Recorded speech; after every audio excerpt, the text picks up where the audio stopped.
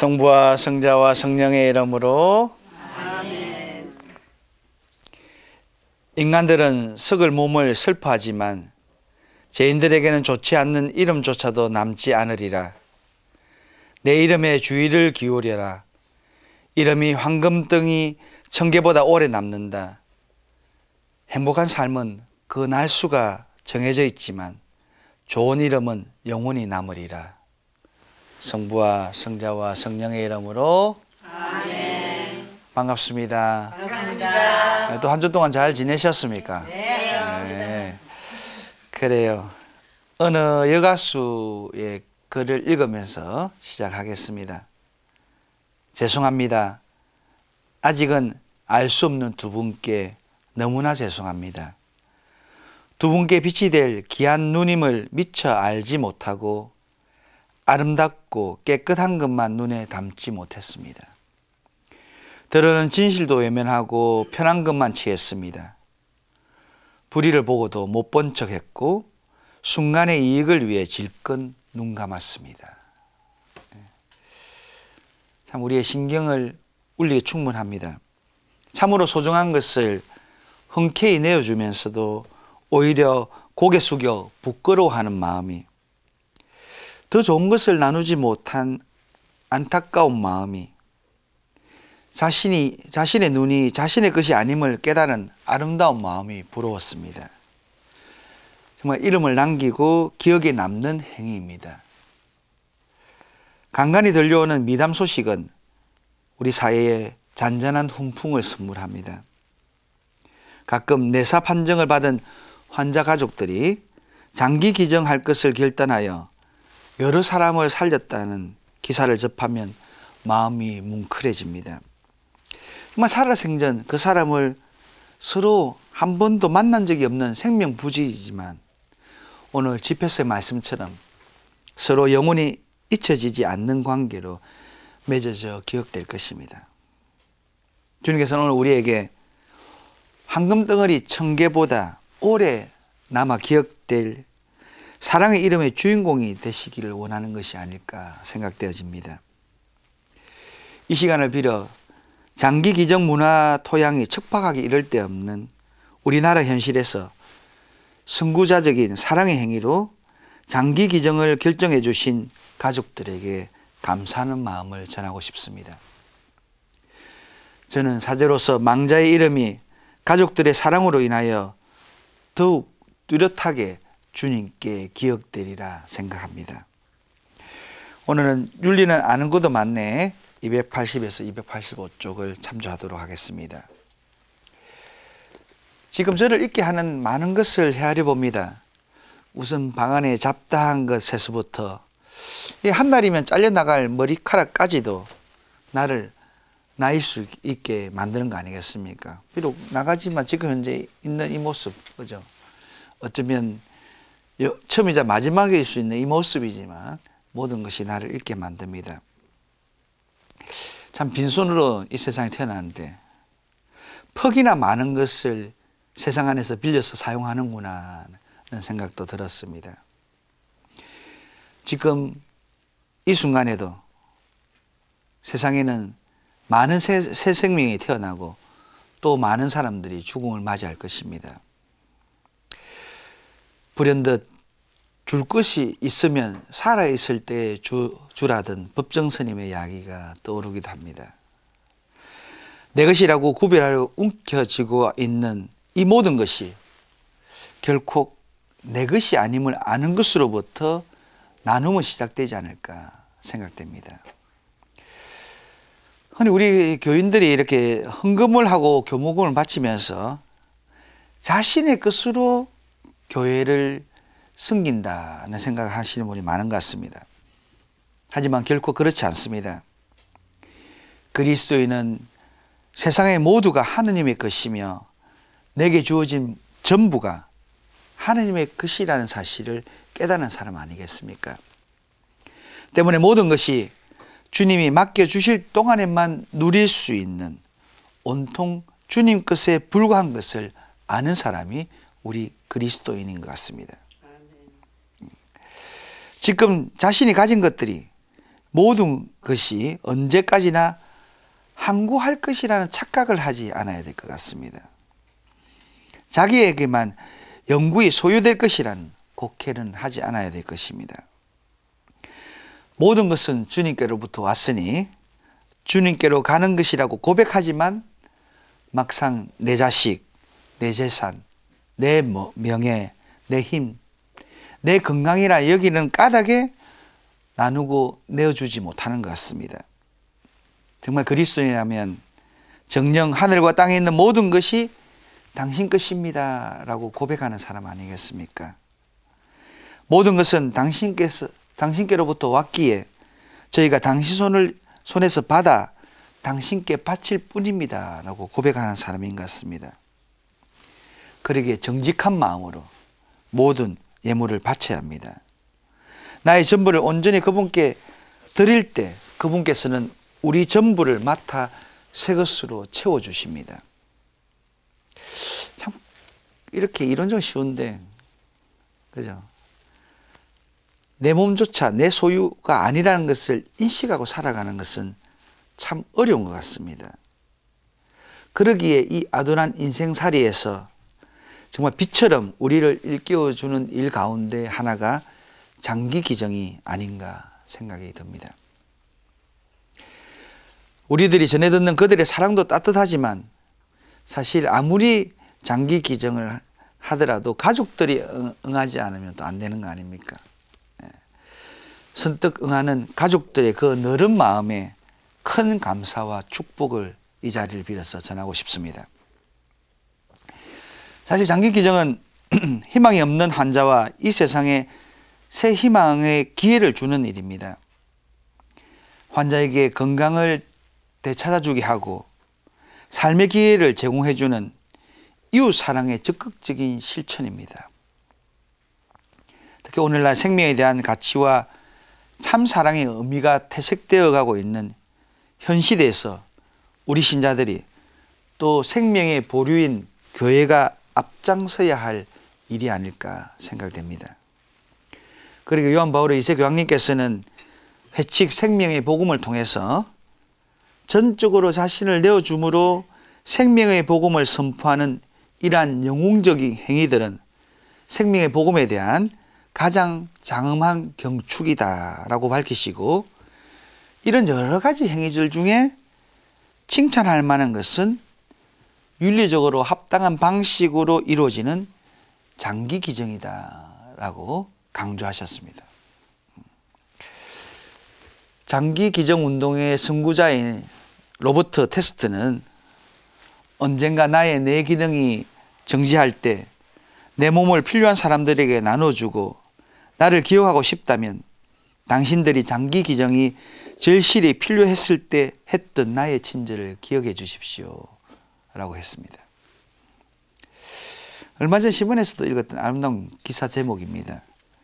시신으로 돌아왔지만 아들을 살리는 길, 이 제목이었습니다. 당신 아들이 실족 사고로 뇌사 판정을 받았고, 비록 아들은 죽었지만 여러 생명을 살릴 수 있는 것은 장기기정을 하는 것이다는 결심하고 장기기정을 했고, 꺼져가는 생명 5명을 살렸답니다. 정말 부모 마음으로서는 그 시신이다 온전하게 간직하고 싶겠죠. 비록 묵든지 화장하고 금방 없어진다 하더라도. 그런데도 정말 이렇게 다른 생명을 위해서 내어주는 그 행위는 거룩한 행위인 것 같습니다. 또 하나, 이분 제주도 분이신데 어떤 젊은 자매님이 이렇게 갑자기 혼수 상태에 빠지게 되고, 남편은 젊은 아주 자기 부인이니까 살리려고 노력했지만, 그러니까 오만 수단의 의학을 다 했지만 죽어갈 수밖에 없었고, 그렇게 이제 놓아주는 것이 더 좋은 방법일 것 같고, 평소 또 그리스도인으로 살았기에 마지막까지 좋은 행위를 하고 착한 행위를 아내가 할 수 있는 것이 무엇일까 생각해서 장기기정을 생각했다고 합니다. 그런데 장기 이식을 하려면 최종 뇌사 판정을 받아야 합니다. 그 병원 내 뇌사 판정위원회가 꾸려져서 1차, 2차 검사를 시사합니다. 그러니까 뇌의 활동이 완전히 정지되었는지를 판단해야 되는 거예요. 그러니까 전에 말씀드린 것처럼 이렇게 그것은 교회가 판단할 일이 아니라 의사들이, 또 의사들도 혼자가 아니라 이거 위원회가 구성될 정도로 뇌사 판정은 쉽게 내리지는 않습니다. 앞에 말씀드린 그 자매님도 완전히 그랬지만 뇌파의 움직임이 조금 있었기 때문에 사실은 원하던 장기를 다 주지는 못했습니다.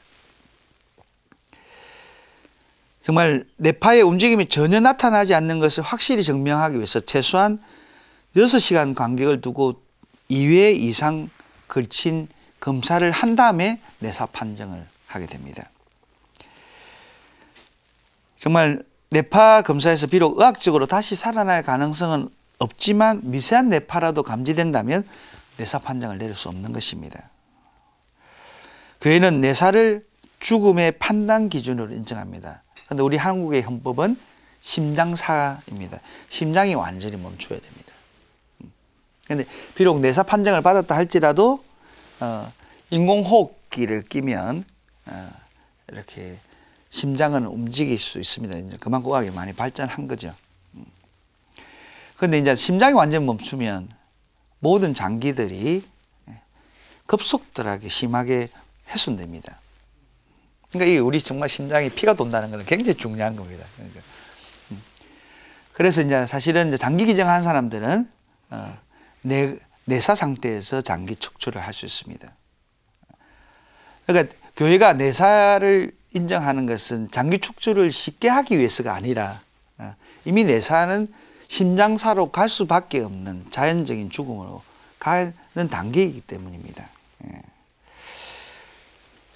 정말 죽음의 과정만을 연장시키는 의료행위는 환자를 고통스럽게 할 뿐이고 인간의 존엄성까지 파괴시키는 행위에 불과하다고 교회는 판단하기에 뇌사를 죽음으로 보고 있는 것입니다. 장기 기증의 딸이 기증받은 환자에게 보낸 엄마를 부탁해라는 엽서가 있는데요. 그 어머니는 소아마비를 앓고 이래서 많은 곳을 다니지 못한 것 같습니다. 그러니까 저희 엄마는 다리가 불편해서 많은 곳을 다니지 못했습니다. 각막을 기증받으신 분은 좋은 곳, 예쁜 곳을 많이 봐달라고 부탁드릴게요. 그러면서 또 한 가지 더 부탁하고 싶습니다. 심장이 뛰는 일을 많이 하게 해주십시오. 참 심장이 뛰게 하는. 여러분도 심장이 어쩔 수 없이 뛰는 게 아니라 정말 이렇게 기뻐서. 그게 삶의 활력 아니겠습니까? 사랑도 일도 좋은 일도 하시면서 벅차도록 심장이 쾅쾅거리게 살아가 주십시오. 이건 우리 모두에게 하는 이야기인 것 같습니다. 그러니까 대충 사지 마시고 심장이 뛰도록 이렇게 살아가십시오. 뭐 대답 속에 영 시원찮네. 하지만 교회는 장기 이식이 윤리적으로 합당한 방식으로 이루어져야 한다는 대전제를 깔고 있습니다. 그런 의미에서 기술적 개입이 윤리적 기준에 맞아야 된다는 거예요. 그런 측면에서 장기 이식에는 근본적인 지침이 있습니다. 장기 이식 수술을 해야만 하는 당위성에 대한 충분한 인식이고, 두 번째, 기증자와 그의 동의가 있어야 됩니다. 근데 우리는 많은 경우 강요를 해야 되는데 강요가 있어서는 절대 안 됩니다. 자유로운 자발적인 선택을 둬야 되는 겁니다. 그죠? 물론 내 가족 중에 누가 앓고 있고 그게 딱 합당하다면 정말 어쩌면 내가 원하지 않은데도 할 수 있는, 그것이 과연 사랑일까요? 그런 측면에서 우리가 정말 교육적인 면에서도 자유로운 의견을 발표할 수 있는, 요즘 아이들은 굉장히 자유롭지만 그러면서 성숙한 판단을 잘 할 수 있도록, 어쩌면 윤리에서 가장 중요한 것은 성숙한 양심을 형성하는 것이고 성숙한 판단을 내릴 수 있도록 도와주는 거거든요. 그러니까 일일이 모든 걸 뒷받침할 수는 없지만 그런 판단을 잘 할 수 있다면 성숙하고 올바른 판단을 잘할 수 있다면 우리가 그런 자녀들을 보면 얼마나 듬직합니까? 그죠? 그러니까 잔소리로 키우는 것이 아니라 어떤 기준을 가질지를 합당하게 정말 확고한 그런 기준을 가질 수 있도록 교육시키는 것이 중요할 것 같습니다. 그러니까 수술에 대한 위험성 이런 데한 설명도 충분히 해야 합니다. 또 수혜자와 그의 동의, 그리고 생명을 살릴 수 있는 가능성과 한계, 그리고 수술 후에 인간적 삶의 내용에 대해서도 고려해야 합니다. 또 수술 비용과 수술 후에 건강 유지를 위한 비용에 대한 감안도 해야 됩니다. 이렇게 장기 이식 수술의 한계를 설정하는 이유가 뭘까요? 바로 인간을 보호하고 발전하고 돌보기 위해서입니다. 교회가 윤리를 기준으로 두는 것은 제일 먼저 인간을 위한 것입니다. 왜? 우리 오늘날 시대에서는 과학 이런 것이 의학이 마치 최고의 선인 것처럼 되어 있습니다. 그러니까 과학적으로 의학적으로 할 수 있는 모든 것이 바로 윤리적으로 가능하다는 등식이 성립되어 있다는 거죠. 반드시 그렇지는 않습니다. 사실 기술이나 의학은 급속도로 발전하는데 이 윤리는 뒤쫓아가는데 좀 느리거든요. 아마 윤리가 저처럼 덩치가 커서 그런지 좀 느린데, 왜냐하면 신중해야 되는 거잖아요. 그러다 보니까 과학기술과 윤리의식 사이에 간격이 벌어지는 경우도 많습니다. 따라서 현대는 사상에서 지식을 분리시켜 자유로운 과학이 되었으나 반성하는 교회에서는 멀어지고 있다는 수바이처 박사의 말이 예사롭지 않게 들립니다. 뭐든지 할 수 있다고 다 되는 것은 아니라는 겁니다. 인간을 사물로 취급하여 단순한 실험을 위한 대상으로 전락시키거나 또 다른 인간을 위한 도구로 삼아서는 안 된다는 겁니다. 더욱이 돈이 연관되어 장기를 매매하는 등의 심각한 문제도 간과할 수 없는 범죄입니다. 장기를 돈으로 살 수 없는 거 아닙니까? 그런데도 돈으로 유혹하는 경우도 많습니다. 노숙자들도 정말 먹을 게 없으니 장기를 떼주고 싶지만 그 검사비도 없어서 못하는 사람이 많다고 하는데, 그런 돈보다 더 소중한 것이 사람인데도 그런 유혹을 받는 거 아닙니까? 그러니까 사회보장제도가 잘 돼야 되는 것은 그런 유혹들이 건절되어야 하기 때문입니다. 인간은 원하기에 또 할 수 있다 하지만 모든 것을 할 수 있는 존재는 결코 아닙니다. 교회 윤리적 판단의 기준은 장기 이식 문제에서뿐만 아니라 모든 분야에서 진정 인간을 보호하고 발전시키고 돌보기 위함이라는 것, 그건 절대 잊지 않아야 되겠습니다. 내 기준은 항상 이웃을 살리는 건가 죽이는 건가, 거기서 기준이 되어야 한다는 것입니다. 장기 이식은 오로지 생명애로의 봉사를 지향해야 한다는 것입니다. 정말 장기 기증, 이것은 우리 신앙인이 먼저 나서야 할 일입니다. 그래서 세상을 변화시킬 수 있는 카이로스, 정말 은총의 때를 앞당기는 것이 우리가 먼저 정말 하나님께로 받은 것을 아낌없이 이웃을 향해서 되돌려 주지 않은 그런 결심이 필요할 것 같습니다. 정말 하나님께 선물로 받은 장기를 이웃에게 줄 수 있는 마지막은 하나님과 이웃에게 가품으로 메워지는 아름다운 행위입니다. 그런데 많은 경우에 있어서 사람들이 좀 착각하는 것은 이렇게 내사하고 식물인간을 구별을 잘 못하는 것 같아요. 그죠? 그래서 많은 경우 식물인간인 상태를 내사로 보고 이렇게 이야기를 하는데, 뭐 딱 이야기해서 내사 같은 경우는 장기 축출을 할 수 있지만 식물인간한테는 장기 축출하면 안 됩니다. 그 우리 뇌라는 것이 어떻습니까? 대뇌와 소뇌, 뇌관이 형성되어 있습니다.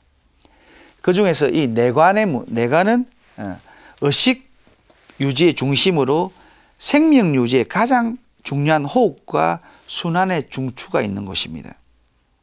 그래서 뇌 전체를 통합하고 관리하는 기능이 뇌간인데 이 뇌간이 죽은 상태라면 내가 죽어버린 것입니다.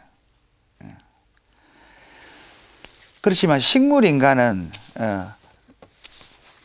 뇌파가 완전히 정지되어 심폐 기능이 모두 정지되어 있는 뇌사와는 달리 뇌에 심각한 손상을 입어 대뇌의 기능이 정지된 상태지만 뇌간 끝부분에 있는 연수의 생명 중추 기능은 유지됩니다. 그러니까 인공호흡기를 부착하지 않고도 생명이 지속되는 상태입니다.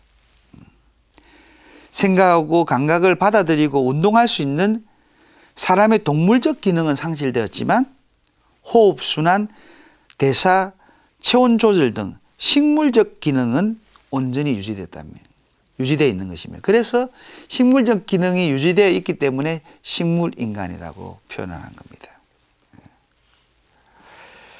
그러면서 식물인간은 그 몇 년이 될 수도 있지만 회복될 수도 있다는 것입니다. 그런데 뇌사는 자연스럽게 심장사로 가게 되어 있는 단계인 것입니다. 그러니까 구별도 좀 잘 하셔서 용어를 사용하셔야 되겠습니다. 돈, 권력, 명예를 추구하는 세상 안에서 마음만 먹으면 실천할 수 있는 사랑, 나눔, 배려 같은 비경쟁 가치를 추구해야 할 것입니다.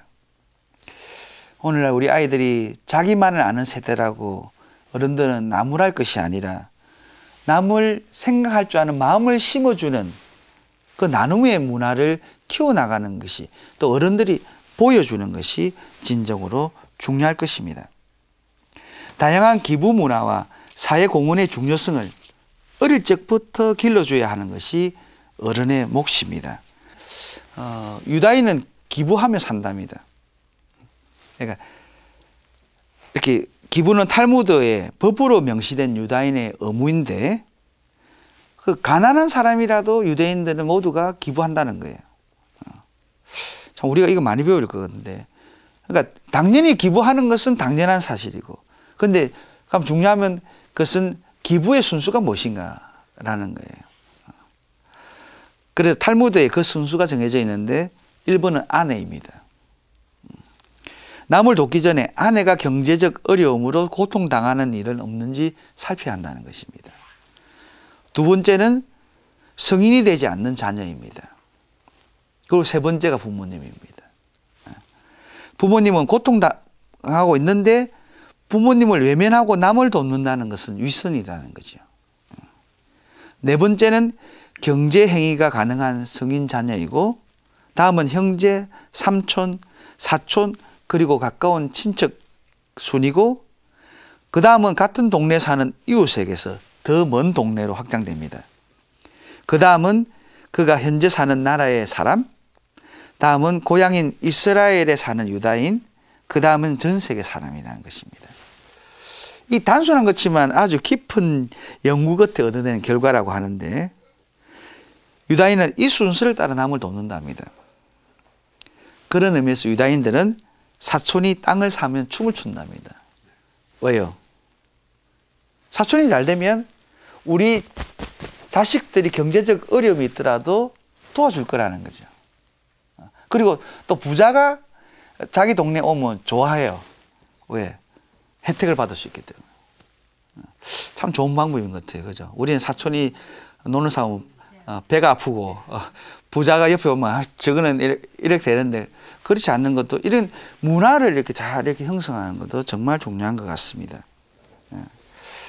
정말 장기 기정을 그러면서 이렇게 기부 문화, 나눔의 문화 오늘 주제로 다뤘던 장기 기정은 그것부터 보여주는 것. 정말 내 아무것도 없다.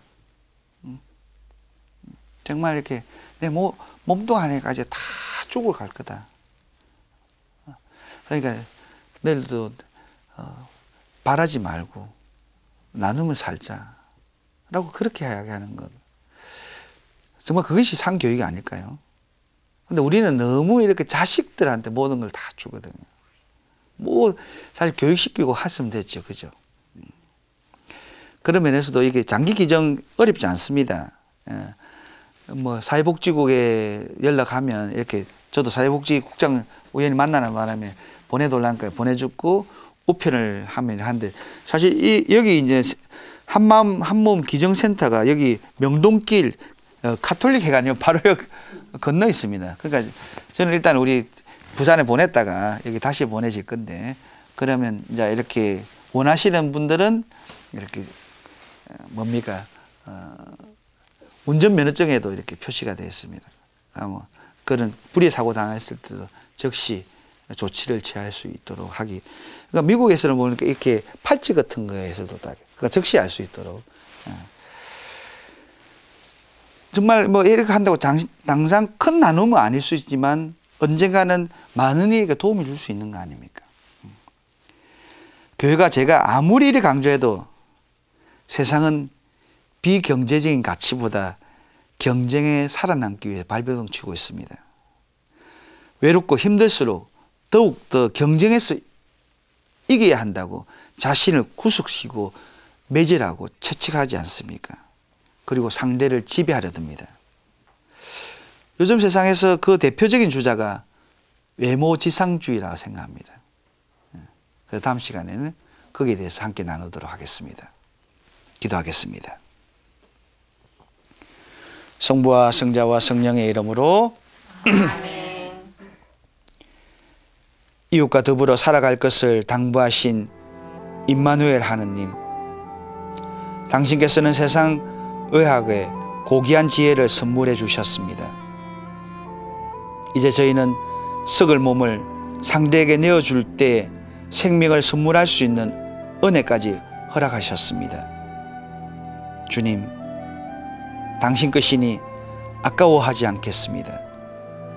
주님, 당신 것이니 아까울 것이 없습니다. 이 믿음으로 굳건하여 용기 있게 실천하는 저희가 되게 해주십시오. 내 것이라고 애착하지 않고 내 것이라고 아까워하지 않고 또 다른 누군가에게 사용되어질 것을 진심으로 기뻐하게 하소서. 우리의 모든 것을 축복해 주시는 우리 주님 예수 그리스도를 통하여 비나이다.